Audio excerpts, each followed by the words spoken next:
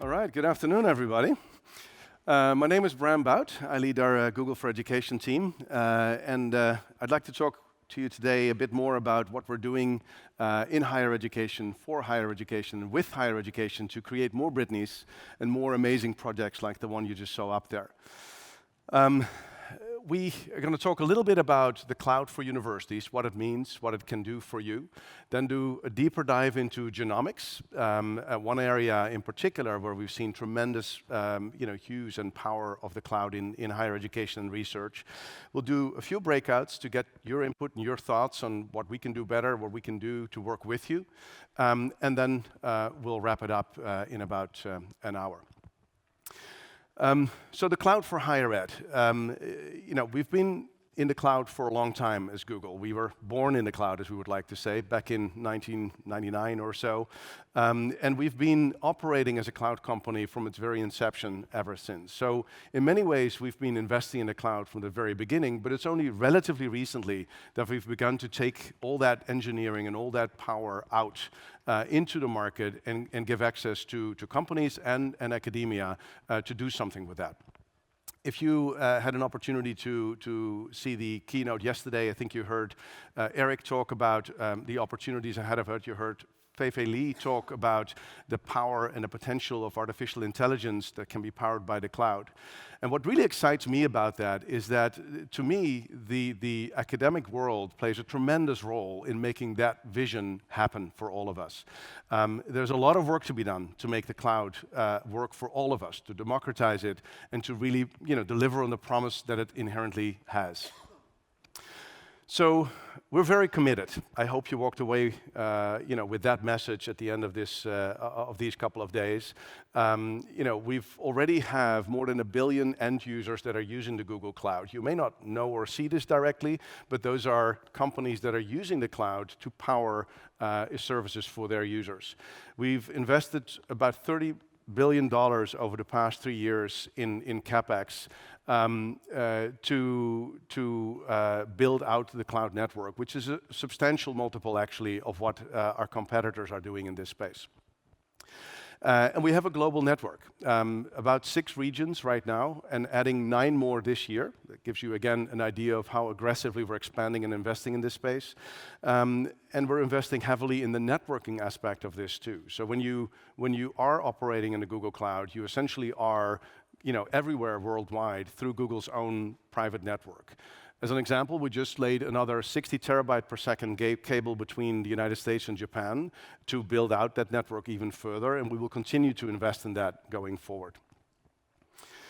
And then lastly, specifically for the higher education community, we just recently in 2016 joined Internet2, obviously a well-known organization of research universities in the United States, and we are working with them on a number of what I think are going to be very interesting projects and ideas to bring the Google Cloud more easily and more powerfully to the higher education community in the United States, and we're working on similar types of partnerships internationally to make that happen as well.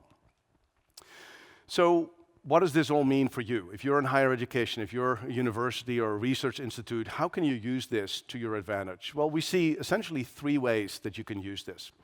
The first way is in the teaching environment, just using it to teach the next generation of students, where cloud computing really should become, or should be arguably, a part of every curriculum going forward, because it is going to be so pervasive in the future workforce that anyone who comes out of school in a couple of years really ought to know about the cloud, about data science, and what it can do for you to make projects, products, anything better. The second one is around administration, how you run your university. And that can be the more basic infrastructure type things, but it can also be how do you use the data that you collect, the data that you have on the variety of interactions you have with your students, your faculty, your administrative staff. How do you use that data to create insights to run your operation better, to do new things? And lastly, of course, in research, and we'll talk much more about that. So for education, it's really about helping students build what's next. You saw a great example of Brittany just now in the video at the start of this. And as I said, this is something that we should do much more often. We already have, since about the summer of last year, a program in place for education grants for Google Cloud Platform. So this essentially allows any faculty to apply for credits for their students. Currently, it's limited or restricted, if you like, to faculty of universities that are providing a computer science type of education. We're kind of looking at expanding that. And up until now, it has been restricted to the United States as well. But I'm very happy to announce that as of this week, we're opening that up to most of Europe, as well as a few countries outside of that. And we will continue to expand that globally. So the list of eligible countries is here, and if you're from any one of those, please take a look at cloud.google.com/edu and see if you can get your folks, your faculty interested in signing up for credits, get some exposure, get some experience with what the cloud can do for you in the computer science environment and obviously beyond that. An example of how this is being used to make it kind of come to life a little bit is in the California State University in San Bernardino. One group of students there is using the cloud to really understand networking. So they're using the cloud to configure networks, firewalls, different routing mechanisms, creating false denial of service attacks to see how networks react to this and so forth. And they can do all that just sitting behind a computer using the cloud as their essentially virtual network that they're running to see and bring a lot of what they are learning in school into practice. Another example, you see the pictures of here, is for students that are not actually computer science students, but engineering students that are building a little rover with a Raspberry Pi in it, with some Python scripts that is talking to the cloud, and that allows them to essentially remotely control that device using a computer anywhere on campus. Just a really great, interesting project to illustrate the power of the cloud and what it can do for you. Then, on the administrative side, this is all about being more efficient and being more effective, quite frankly, with your infrastructure. We have a massive number of products out there that can allow you, or will allow you to supplement, or if you want to, replace parts of your infrastructure in a very efficient manner. Whether that is basic things like storage or disaster recovery approaches, or whether that's a more advanced use of computing, like, for instance, burst capacity for your high-performance computing network. All of those things are possible, and I think what we are very proud of is we have a very cost-effective and efficient way to do that. We also want to make sure that you think about what the cloud can do for you to make operations run better. How can you go to sort of that next frontier? How can you use the data you have to do new things? And one of the topics that has come up a lot in our conversations with universities is, for instance, the topic of student success. Like, how can you improve the success rate of your students? How can you intervene earlier in the process if you feel that they're beginning to go off the rails a little bit and catch them before they truly fall off? So there's a lot of opportunities to do that, and we have a number of products to work with that. On the efficiency side, we have very flexible billing arrangement. We actually acquired a company called Orbitera, if you are familiar with that, a couple months ago. They offer essentially a billing overlay, in fact, across multiple cloud providers, so you could have it all in one place and really see who's spending what where without necessarily having to get in the way as a central IT department and sort of become the bottleneck for everything that's happening in your university, which is, from what we understand, pretty much impossible. We also offer a lot more flexibility. We have, for instance, customizable VMs. You don't have to choose 2, 4, or 8 cores. You can choose 5 if that's what you need. Any type of memory configuration, bandwidth, and so forth. It's all very flexible, built by minute, so you don't pay in large chunks. And we have automatic sustainable use discounts, which means that you don't have to reserve an entity to get good pricing. If you use an entity a lot, you simply get a better price, because that's what a sustained use discount does for you. As well as future discounts. If we change our pricing, and I'm sure we will, you actually benefit from that immediately, regardless of the agreement you have with us. On the big data side, we have a lot of tools that are very powerful here. BigQuery, TensorFlow for machine learning and kind of new algorithms, particularly good for structured and unstructured data. So combinations of things that are typically difficult to manage in a more classic database environment. That's an area where I think our models and our products excel. Hopefully you've had a chance to learn a bit more about that in any of the sessions here over the last couple of days. And if you have any questions, we can talk much more about that a little bit later. Lastly, and perhaps most excitedly, really we want to give you the power to change the future. We met with a large research university a couple of weeks ago, and we were talking about the power of the cloud and what can it do, and how can we work with you. And they were saying, yeah, we love this, because really we want a partnership where we can change the world.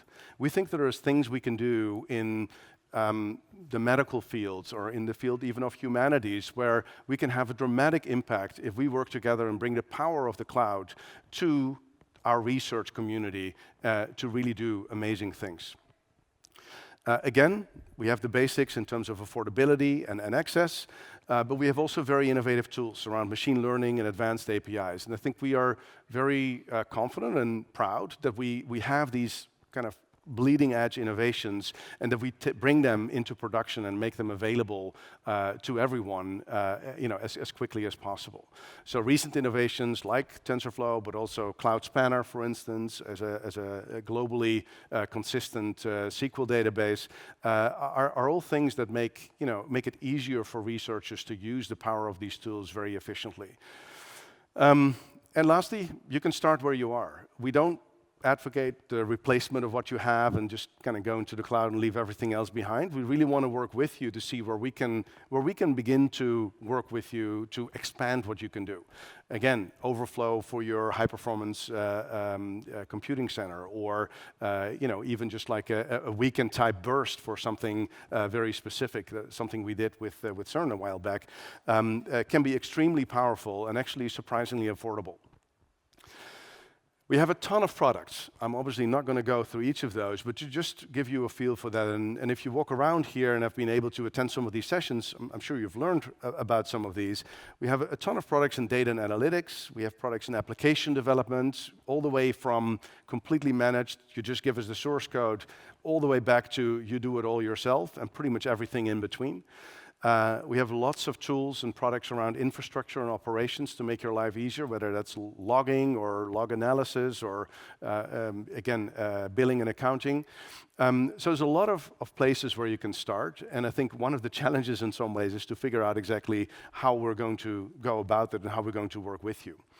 Now, for many of you, a lot of these tools may appear new. And to some extent they are, in that we've only made them available externally relatively recently.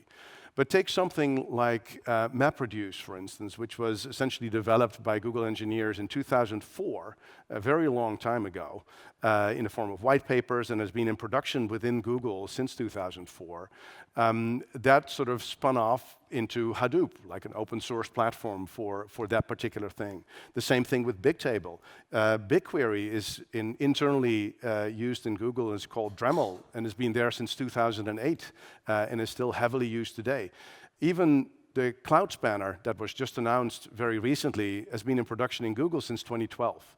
So the benefits you have here is that you have products that are cutting edge, really state-of-the-art kind of ways to think about some of the big computer science problems of our time, but that have been tested, improved, and hardened at massive scale within Google, because we do a few bytes of data, and you get the benefit of that in your production environment. The moment you switch it on, you have the knowledge that this has been tried and tested in a very harsh environment already for a substantial amount of time.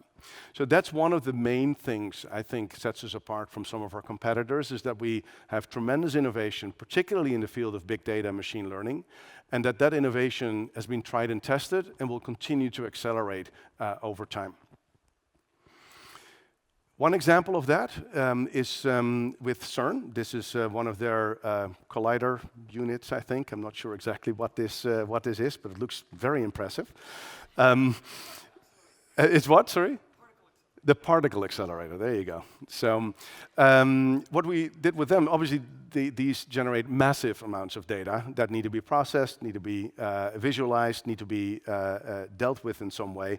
So we've become a partner of their high energy cloud, high energy physics cloud, and we're now helping them and the researchers that want to use this data to process this and to churn through this. And we've done experiments and projects with them where we've literally spun up 100,000 cores over the period of, let's say, a weekend to do a very rapid burst of data analysis that would have taken months in any other environment, quite frankly, to deliver these kinds of results that we were able to do in a very short period of time. And that's the really exciting stuff, and there's a lot more that we can do together there. The last example I'll give you of a partnership is the one with the National Science Foundation.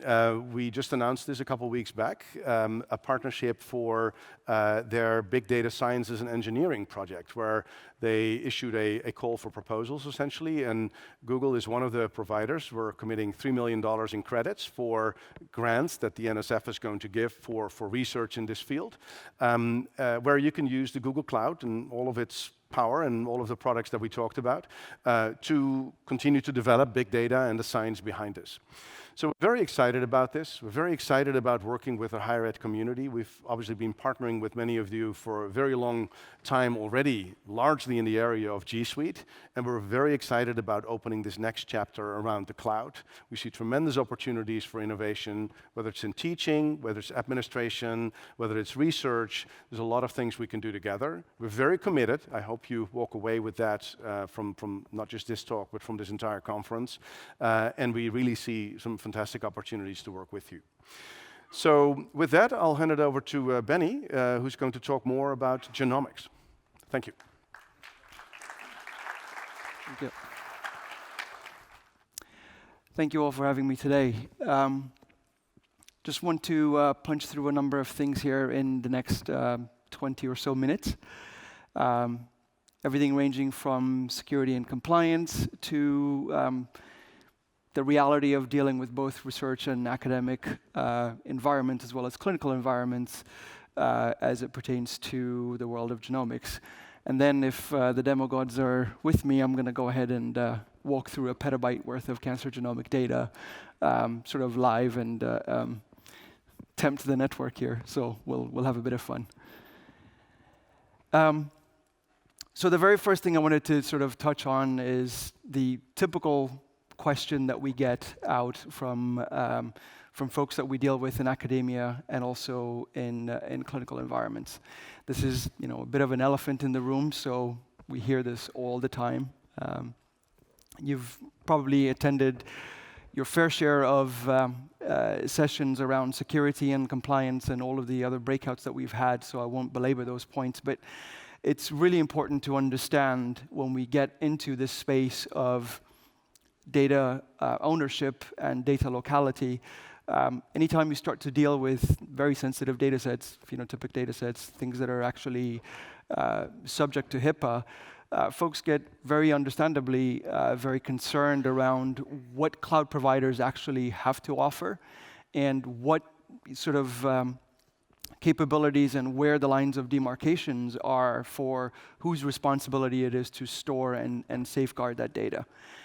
So we'll run through most of the answers for these, but the main thing to remember is that, number one, we do sign BAAs, and we do, in fact, have some examples for you on that. But very often, when you start to look at the regulatory and compliance templates to which Google itself holds itself accountable through external audits, very often meet and frequently exceed the letter and the spirit of the controls stipulated in a lot of these data protections. So the very first example I'll talk through is the clinical genomics service at Stanford University. I've had the tremendous privilege of being able to work with the folks there over the last few years. And this was sort of a collaboration that started out in very early days for Google in terms of sort of foraying into that space. and really resulted in this ongoing and very virtuous collaboration between both the clinical environments as well as the School of Medicine within Stanford. So just a quick recap around the use cases in Dr. Merker's lab and that environment. The pilot kicked off sort of in the January 2014 timeframe, and this is an area where obviously Stanford being world-renowned is an area that actually folks turn to when other care providers have been completely stumped in terms of investigating very rare diseases, familial diseases, things that have been very, very difficult to diagnose and get to the root cause of. And obviously, genomics has been shedding the light into how some of those can actually be a little better diagnosed and a little better treated. So some of the challenges that they actually ran into was not knowing what sort of ends they were dealing with right off the bat. I mean, people can estimate to see how many cases you might get of a particular area, but imagine having to build capacity and think about putting out the capital expenditure with an uncertain amount of investment in mind. The other aspect also was that there's just a tremendous amount of dynamism between the folks who are in clinical environments on the hospital side providing care, but also very actively collaborate on the School of Medicine side. So a person who might be a given Google identity might navigate across regulated and controlled boundaries. And so how do you sort of solve for that? And those were some of the challenges that we overcame together. The bit around elasticity was a significant problem to overcome, and of course, obviously, for that, Google Compute Engine and the cloud platform were able to be a fit there.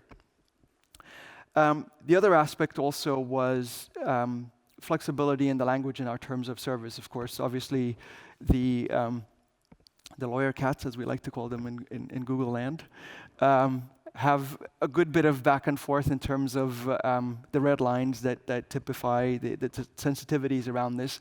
But we were just in a fantastic partnership together and were able to forge this alliance going forward and tackling both the technical and the legal issues that were required for making this service actually light up.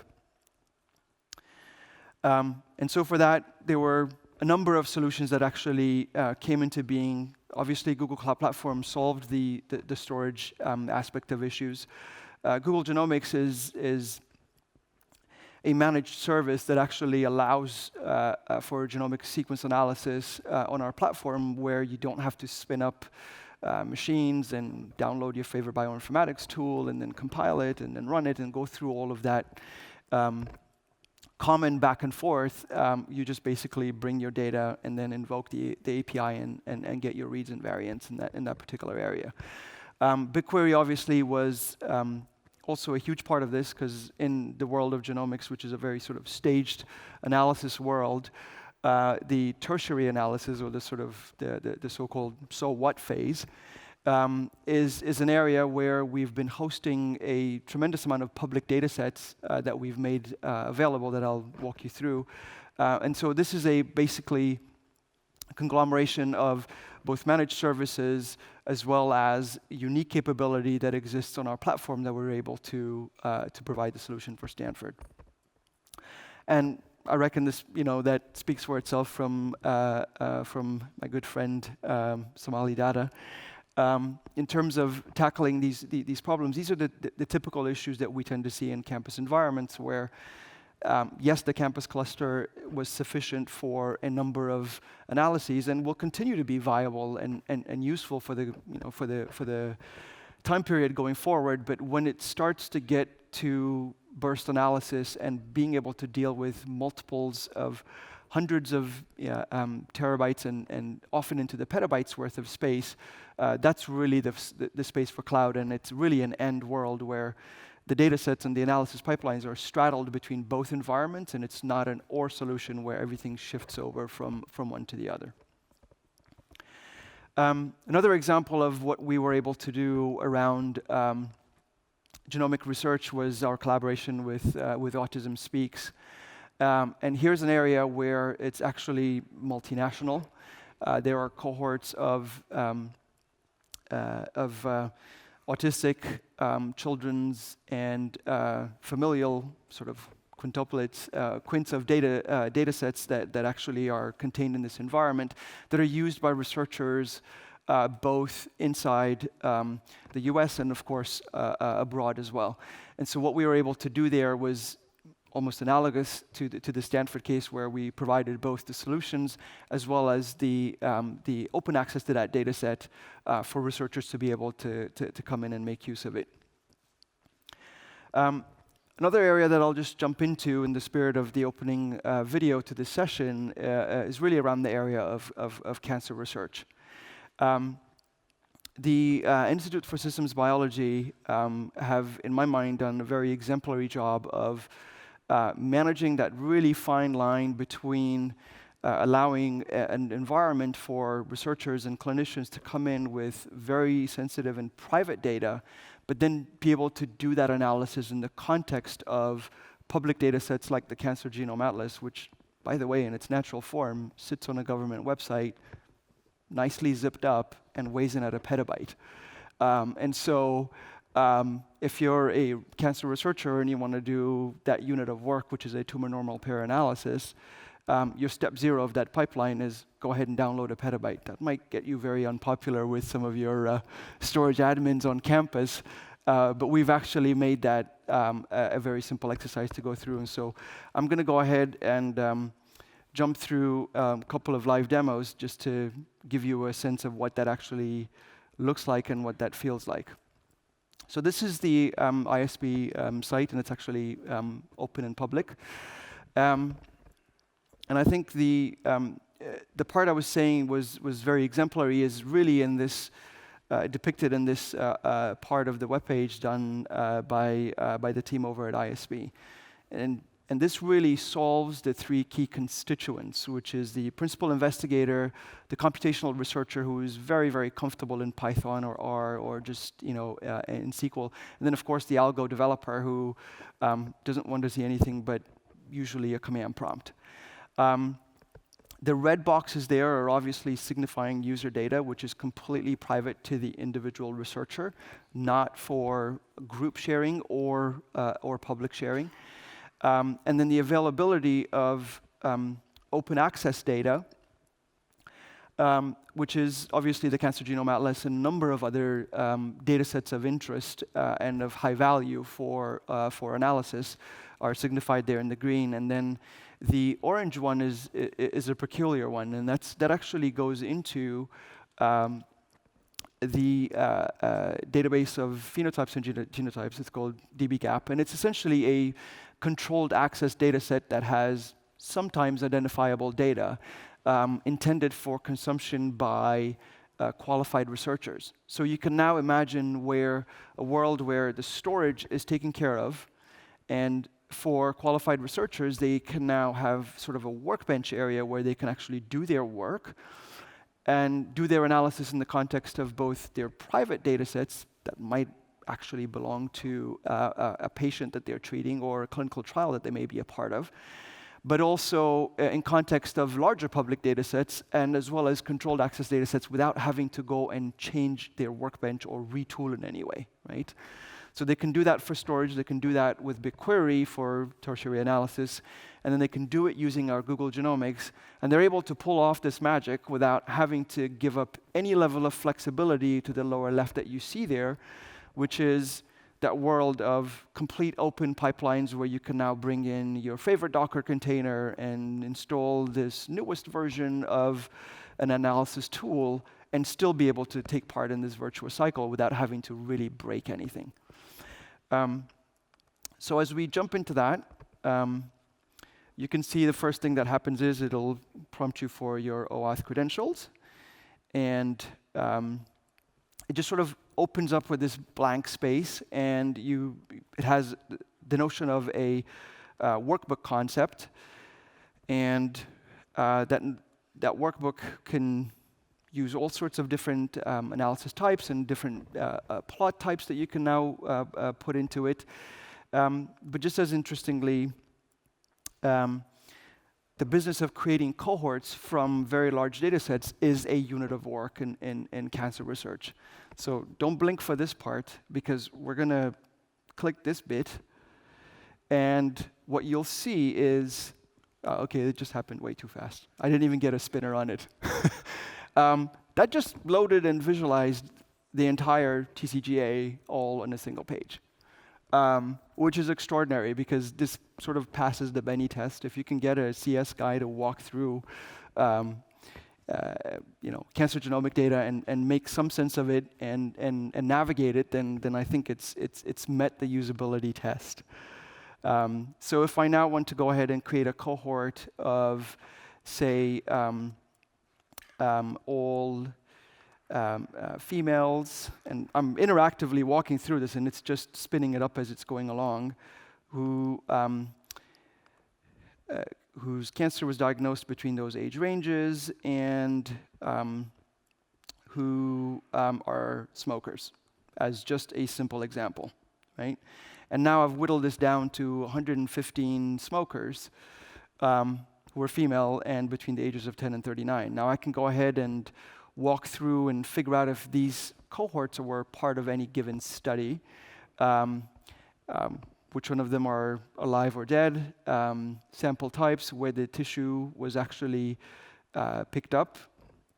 And I can now go in and save this as a cohort and then share it with another collaborator. One of the other things also is that you have some additional data like gene expression and mRNA and all sorts of things that are clearly of interest to people who would work with this data over and over.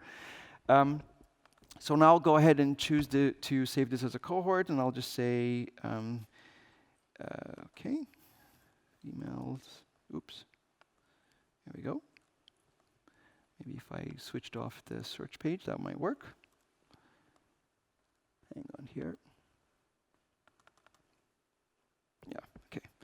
I'll just type the word test in there, and so once this cohort has now been created, what I can do is go ahead and share it with another collaborator and say, hey, for that clinical trial that you're working with, how does this particular cohort look like in your analysis, right?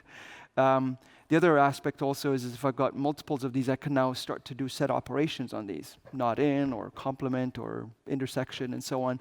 So these are units of work that would have required lots and lots of coding and lots of data wrangling, which are now been made very, very interactive and useful. And then the part that I was mentioning around that dbGaP credential is that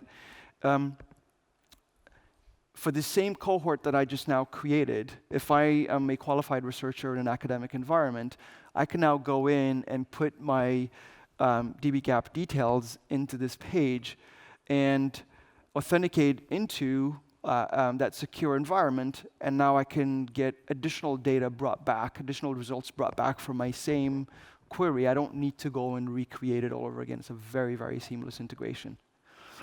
So those are just a couple of examples I wanted to walk you through. We've gone ahead and created on Google Genomics as well a tremendous amount of cookbook, tremendous amount of content intended for consumption by researchers and folks in academia. And there's our GitHub page. I'm going to actually go to this page. The very first item is that you'll see, the keywords are Google Genomics Cookbook, is this very rich and continuingly growing data set that, again, really removes the friction out of having to do a bunch of heavy lifting and copying and duplicating and localizing of data to just get the work done of continuing the research rather than dealing with the data wrangling. So those are just a couple of examples I wanted to go ahead and walk you through. And obviously within within research and collaborative environments, notebooks are a very popular item and environment. So one thing I wanted to just sort of quickly leave you with is that we also have Google Cloud's Data Lab environment, which is really hosted Jupyter, and it allows folks to be able to connect naturally into BigQuery and everything else in our environments utilizing this environment. So that's my piece. Thank you.